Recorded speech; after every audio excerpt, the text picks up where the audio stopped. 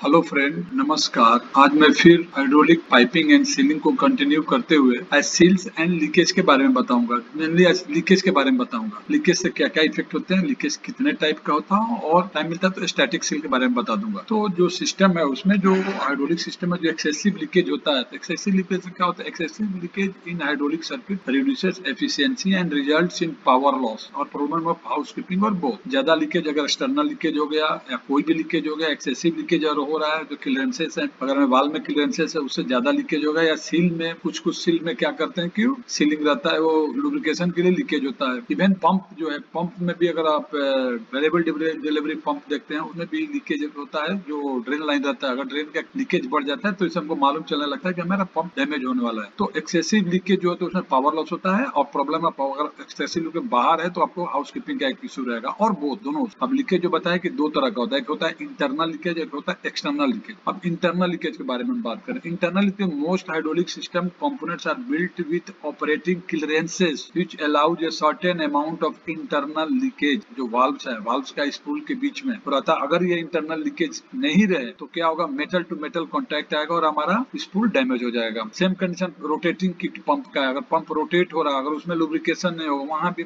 Metal to metal contact आएगा और वो भी डैमेज हो जाएगा। Moving parts should be lubricated and leakage path may be designed in solely for this purpose. इसलिए जो भी मूविंग पार्ट है वापस में मेटल टू मेटल कॉन्टैक्ट नहीं होगा, इसके लिए क्या करता है? लीकेज के लिए अलग से एक पाथ बना रहता है, अलग से रहता है for this purpose only. In addition some hydraulic controls have internal leakage paths built into prevent hunting और oscillation of valve spool and piston. इसके अलावा सम हाइड्रोलिक कंट्रोल्स में क्या रहता है? इंटरनल लीकेज का अलग से पाथ रहता है, बिल्ट रहता है टू प्रिवेंट हंटिंग और oscillation of valve spool and piston. Valve spool और पिस्टन को हंटिंग को रोकने के लिए रहता है। इंटरनल लीकेज ऑफ कोर्स, अब देखिए अब इंटरनल लीकेज पे आ गए। Internal leakage of course is not loss of fluid. इसमें फ्लूइड का लॉस नहीं होता है, क्योंकि इंटरनल लीकेज होने के बाद वो ड्रेन लाइन से या रिटर्न लाइन से टैंक में चला जाता है। The fluid eventually is return to the reservoir either through external drain line और by way of internal passage in the component. और टैंक, जब टैंक को कनेक्ट होता है उस समय टैंक में चला जाता है। Additional internal leakage occurs as a component begin to wear and clearances between parts increases. अब जो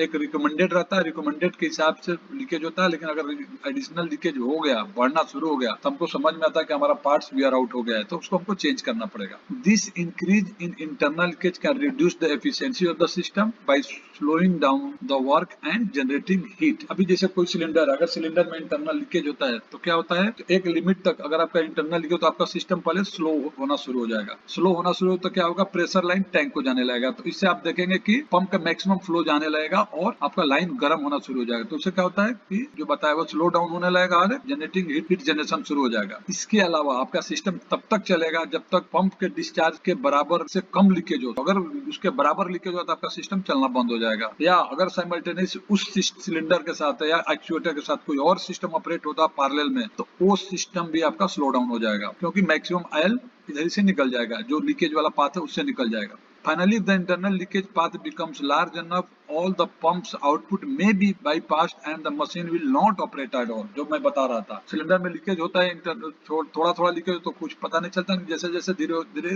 लीकेज बढ़ता जाएगा, एक कंडीशन आ जाएगा पंप का सारा, जब उस सिलेंडर को ऑपरेट करेंगे तो पंप का सारा फ्लो उधर ही से निकल जाएगा। तो उस कंडीशन में क्या होगा कि आपका वो सिस्टम सिलेंडर चलेगा नहीं। अभी हम आते हैं एक्सटर्नल लीकेज पे। एक्सटर्नल लीकेज क्या हुआ? जो बाहर से हमको दिखता है। External leakage is unsightly and can be very hazardous. ये हैजार्डस होता है क्योंकि ये एनवायरमेंट में रहता है। It is expensive. एक्सपेंसिव होता है because the leak oil never recover. जब आयल लीक हो गया, चला गया, वो कभी रिकवर नहीं होता है। The principal cause of external leakage is improper installation. उसका लीकेज का मेन रीजन क्या है? अगर हमने इंस्टॉलेशन बराबर नहीं किया। ज्वाइंट्स में लीक, अगर आप बराबर नहीं किया तो ज्वाइंट्स लीक कर सकता है, because are not put together properly और बिकॉज ऑफ वाइब्रेशन और shock the line loosened them. अगर इंस्टॉलेशन बराबर नहीं किया तो जब भी हम प्रेशर चेंज होता है तो उससे सर जाता है। सर से क्या होता है कि हमारा ज्वाइंट खुल जाएगा, वाइब्रेशन से कहीं लीकेज, कहीं से पाइप फट जाएगा, कहीं से वेल्डिंग ज्वाइंट खुल जाएगा। Failure of connect drain lines, excessive operating pressure and contamination. अब मान लो सिस्टम का प्रेशर हमारा एक रिकमेंडेड 110 बार है या 120 बार है, 140 बार है, तो हमको उसी पे चलाना। अगर उससे अगर हमें सिस्टम में प्रेशर ज्यादा मांग रहा है तो प्रेशर ज्यादा मांगने के मतलब क्या होगा? एक तो हमें पावर लॉस ज्यादा होगा, क्योंकि जो हमने बताया था formula, power equal to PSI GPM upon 1714। Power जो है जीपीएम और पीएसआई के डायरेक्टली प्रोपोर्शनल। तो जैसे जैसे आप प्रेशर बढ़ाएंगे तो आपका पावर लॉस भी होगा, और जब प्रेशर बढ़ जाएगा तो लीकेज के चांसेस भी बढ़ जाएंगे, तो एक्सटर्नल लीकेज जो है में बहुत डेंजरस है और ये फ्लूइड का लॉस भी है। अभी सील्स एंड लीकेज में सीलिंग की होती है। Sealing is required to maintain pressure to stop fluid loss and to keep out contamination. अब ये पूछे कीप आउट कंटामिनेशन कैसे? अगर सीलिंग बराबर नहीं रहेगा, अगर बाई चांस कहीं अगर सक्शन लाइन में हमारा पिन होल बना हुआ है तो जो एटमॉस्फेयर का कचरा आएगा वहां से वो खींच के ले आएगा। इसके अलावा जो अपना सिलेंडर रहता है उसमें डस्ट सील रहता है या वाइपर सील बोलते हैं, अगर वाइपर सील बराबर नहीं है तो वहां से भी डस्ट सिस्टम में जाएगा। इससे क्या हो जाएगा? बराबर नहीं होने से प्रेशर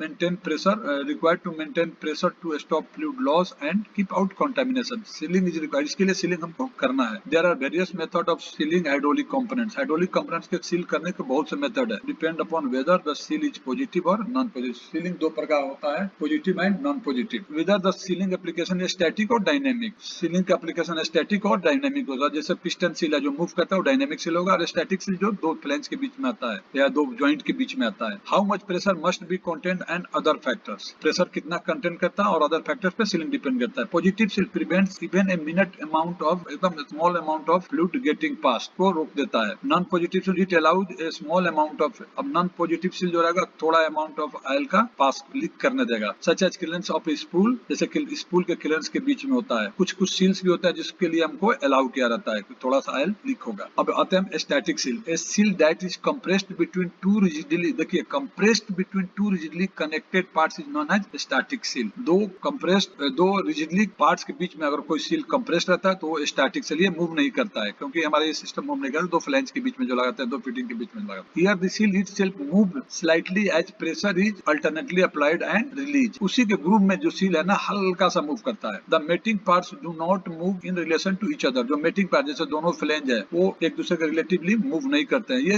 हल्का सा मूव करते हैं क्योंकि सील में हम ओरिंग बनाते हैं जैसा कि बताया, उसमें हल्का सा क्लियरेंस हम देकर रखते हैं। एग्जांपल्स आर ओरिंग्स है, गैस्केट्स है, फ्लैंज जॉइंट सील है, pipe thread connection, compression fittings, ferrules, ये सब हमारे इस कैटेगरी में आता है स्टैटिक सील में। Static sealing application relatively simple, ये रिलेटिवली सिंपल है। It is essentially non wearing and trouble free in assembly properly. आपने अगर इसका असेंबली बराबर किया तो नॉन वेयरिंग रहेगा और ट्रबल फ्री रहेगा। अगर आपने असेंबली गलत कर दिया तो उसी समय ये कट जाएगा और आपको बहुत तकलीफ देने वाला है। अब कुछ स्टैटिक सील्स के हैं उदाहरण देखिए, जैसे ये दो फ्लैंज के बीच में गैस कर दिया, बोल्ट टाइट किया हुआ है, ये भी है। Basing flange joint, metal to metal joints में ये है। अब देखिए दो मेटल टू मेटल जॉइंट्स में ऐसा है, ये ऐसा और ये है। तो फ्रेंड ये रहा सील्स, स्टैटिक सील्स के बारे में और सीलिंग के बारे में, और लीकेज दो तरह का जो होता है उसके बारे में बता दिया। मैं इसके साथ उम्मीद करता हूँ कि आप लोग को ये समझ में आ गया होगा कि लीकेज कैसे होता है, क्योंकि कभी कभी इंटरव्यू में पूछा भी जाता है कि लीकेज कितने प्रकार का होता है, कैसे होता है और इसका क्या मेरिट और क्या डिमेरिट है। तो अगर आपने ये देखा होगा तो आपको ये समझ में आ जाएगा